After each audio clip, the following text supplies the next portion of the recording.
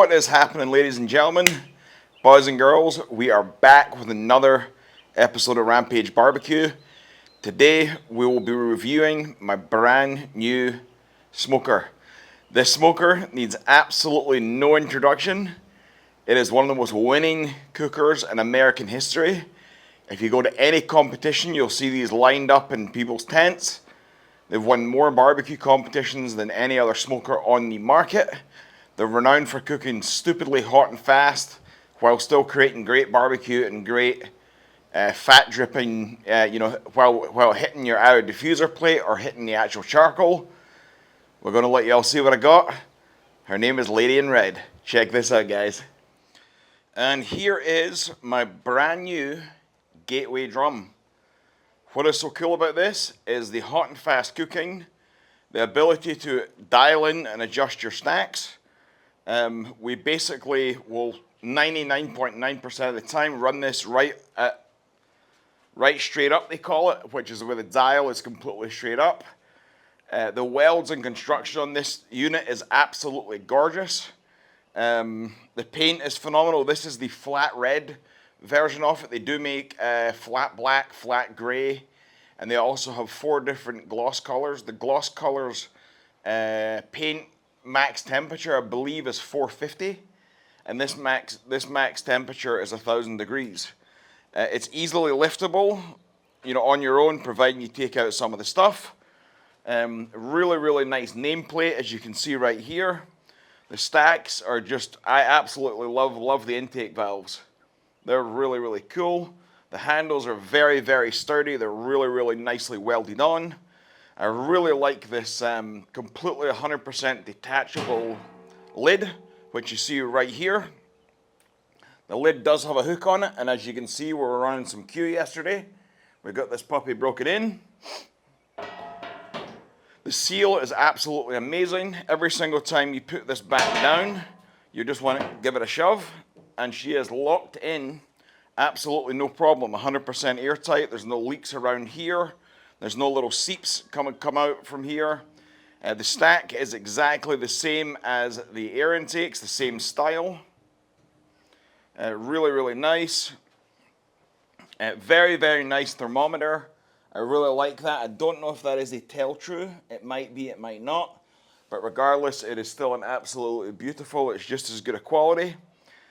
If you come to the back of the smoker, you can get a nameplate put right on here in the back or on the front, depending if you want to put your comp teams on it or you want to, put whatever you want on it. Moving to the handle. Now this handle does get a little bit hot, obviously, when you're cooking in here.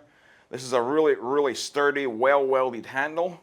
It is welded to the stack right there with some really nice welds. It's very sturdy, because when this unit heats up, you really have to pop that off to get that to come up and off.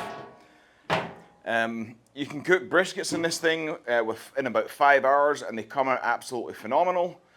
Not the same flavor profile as a pellet grill or an offset. You get a different flavor profile with these because the actual grease from your food drips down onto the coals or down onto the plate and comes back up. It's more of a steaky air flavor. So you get a lot more of that kind of grilled steak flavor comes back up, as well as your smoking, as well as your charcoal flavor. So these will provide full charcoal flavor. Now we're going to jump on the inside. We'll see you in a second. All right, we're now on a bird's eye view of it. We're going to pop the lid off, nice and easy. We're going to put her on a clip back here. As you can see, we have a really nice stainless steel grate, which is rotatable. A lot of them are not. If you put wings on one side and you put your charcoal on the other side, you actually can spin these around like so. They're not locked down into no device, so you can just spin them freely, which is really good if you have something that is, you want to kind of bank to one side. These are also very efficient cookers, and they also have very large charcoal baskets. We'll reach down in here and let you all see it. There's a charcoal basket. We did a 6-hour cook on this yesterday with some chuck roast for tacos, and we burnt through about half of the charcoal basket at 300 degrees. Now what you're seeing, the dust out there, is a little bit of ash. I also keep about an inch of real natural clay litter in the bottom, which is all 100% natural clay. There's nothing in it. I just keep it at the bottom, and that grabs all my grease and grabs all the trash that would drip down there. Now, there is not a lot of trash that drips down there because a lot of it's hitting the charcoal, vaporizing, and going up and out of the stack. Yet again, so our mounting for our racks is going to be these screws. These screws are completely inverted. You don't see them on the outside, which is really, really nice. They have 3 different levels. On the bottom one, I will eventually, when I start doing low and slow on this, be running a diffuser plate. I also am going to get another rack so I can put a pan on the second there if I want to do a long, low and slow cook. You're not going to have any problems with stuff drying out in here, but I like a really moist environment. That's what she said. So there's the walk around of the drum. Please keep an eye out on all my social media. We will be cooking on this. Lady in Red is an absolute beauty. Really, really enjoying it. Right. We're now going to talk about why you need one of these. Number one, they are very mobile. You can pick these up with a buddy, a brother, a sister. Even my wife helps me if we take the basket out of this. Pops right in the back of my truck. You can go ahead and get a wheelchair ramp that fits a little container from Harbor Freight that feeds into your ball for your trailer hitch. You can go ahead and put one of them on there and then slide this puppy right onto it and then strap it down with some straps and a couple of towels and you'll be good to rock and roll. That's one of the great things about it. The other thing is hot and fast. Sometimes I get people will call me up in emergencies, whether they be chefs or they be just people from the public, and I want this, this, and this for this party. I want tacos, I want brisket, I want pork shoulder. And if I don't have it in my freezer, I can bang it on this drum and have it in 5 hours. I can cook a full 12, 13, 14 pound, 15, 16 pound brisket in under 6 hours on this beast. It is like a pressure cooker, and the bark will be different than what you would get on a pellet grill or an offset. It'll be a drum brisket, and it's absolutely fantastic. The flavor's there, the smoke's there, the fat rendering's absolutely phenomenal. When you put the diffuser plate in here, you actually hear about maybe 45 minutes into the cook as your meat starts to heat up, you'll start to hear it sizzle.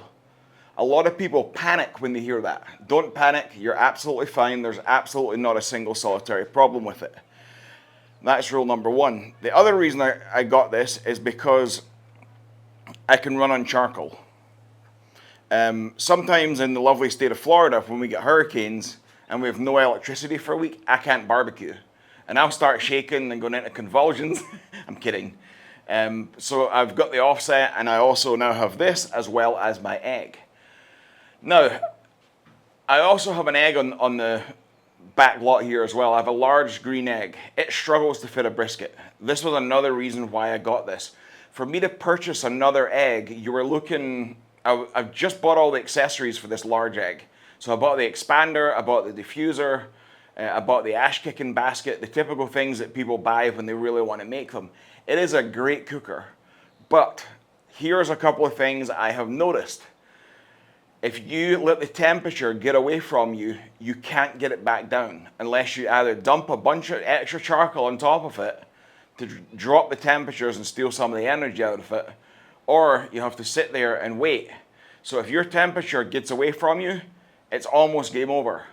If my temperature gets away from me on this drum, I am literally 20, maybe 30, 45 minutes max getting it down. I think yesterday when I was cooking on it for the first time, it ran away from me once, and I know why, because I put a huge chunk of pecan in there and a huge chunk of post oak, one on either side, and when they grab that chunk, that's what causes the temperature to rise up, because you're actually catching more of a fuel source on fire.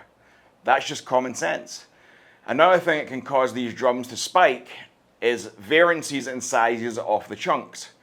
If you have a bag that is all tiny little chunks that are this big, and then you have one couple of big lumps that are massive, sometimes you do. When you catch them when you're cooking, they're obviously going to create more BTUs, causing your temperature to go up. A little adjustment on the exhaust and on the two intakes, and you're back down in 10-20 minutes. You can't do that on an egg. I've not cooked hot and fast on the egg because I don't trust the temperature yet. I'm not that good with the egg. Every single time I try and do that, the temperature seems to run up to 350, and then my cook's completely screwed. I just have to put them on the pellet grill or move them over to the offset. Really looking forward to getting into this. We are going to be doing some comp recipes. I'm not a comp cook, but I will be doing a comp pork shoulder and a comp brisket in the next probably 6 to 7 months. I do have a buddy of mine who's going to help me do that right here. It's going to be absolutely awesome. He's won over 60 barbecue competitions in the Florida Barbecue Association, and he's a great individual. So thank you very much for watching. Please like and subscribe. You really do need one of these in your arsenal.